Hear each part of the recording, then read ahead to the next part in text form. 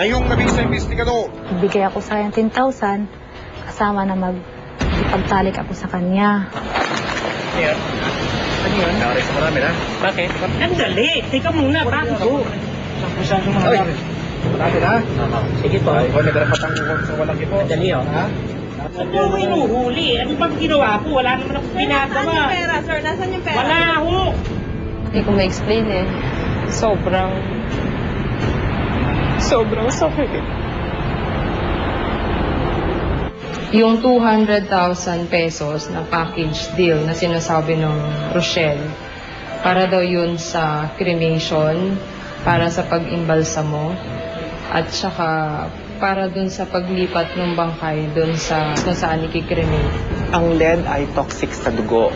Nakakakuha siya ng anemia. At bukod doon, toxic din siya sa brain.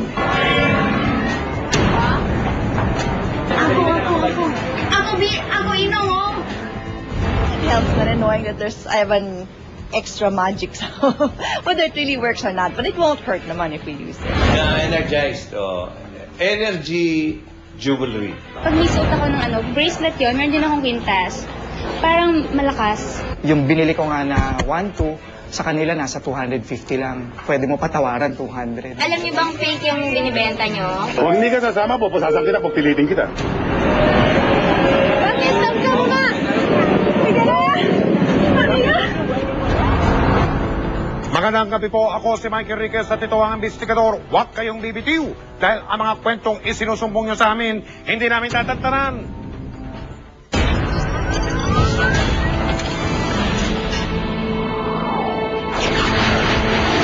Mga kapuso, may istorya po ang investigador na naudlot 2 taon na ang nakalipas dahil ipinag-utos ng korte na pangsamantalang itigil ang pagpapalabas. Pero ngayon, wala na pong makakapigil dahil mas mataas na korte na ang nagdesisyon. Kaya ang kontrobersyal na istorya, eto't sa wakas, mapapanood nyo na.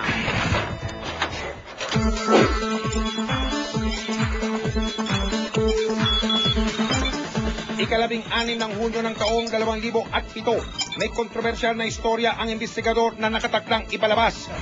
May natimbog ang mga otoridad at ang investigador. Isang piskal na di umano'y pisikal ang paraan ng pagpapatupad ng batas. Bago may sampa ni piskal ang hawak na kaso, pera at puri raw ang hinihingi niya sa nagrereklamo.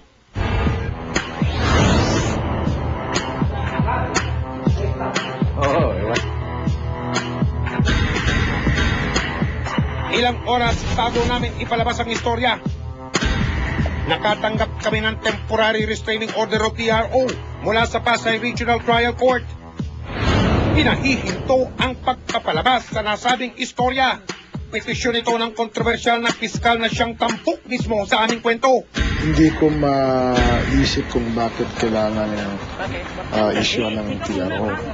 Yung coverage mismo, that is part of freedom of expression. In fact, hindi dapat kinikitol. Nagsampa ang GMA at ang investigador ng petisyon sa Court of Appeals para ipaglaban ang aming karapatan. Makaraan ang 2.5 taong pagdinig sa petisyon. Nagpalabas ng desisyon ang Court of Appeals. Ang hatol, we find merit in the petition as we uphold the constitutional right of free speech and expression of the petitioner. Kaya ngayon, narito na ang istoryang muntik na ninyong hindi mapanaw. Bakit? Andali, teka muna, bago ko. 10 taon ng residente ng lungsod ng Pasay si Aina. Nung nakaraang taon, may nakaaway siyang kapitbahay sa unang pagkakataon. Noong una, papahiram ako sa kanya ng pera. Tapos, may ugali siya na tuwing sisingilin mo siya pang matapang. So, wala noon, umiiwas ako sa kanya. Tapos, nang sunundan pa rin niya na manghiram sa akin ng pera, hindi na siya nakaulit sa akin.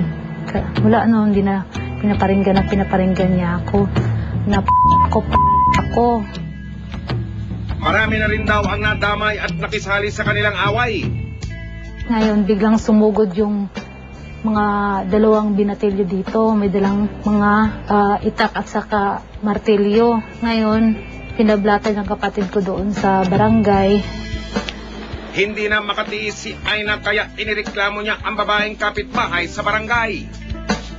Tatlong beses dininig ng Lupon ang alitan nila pero hindi mapagkasundo ang dalawang panig. Kaya napagpasyahan ng Lupon, nabigyan na sila ng certification to file action para isampa ang kaso sa piskalya.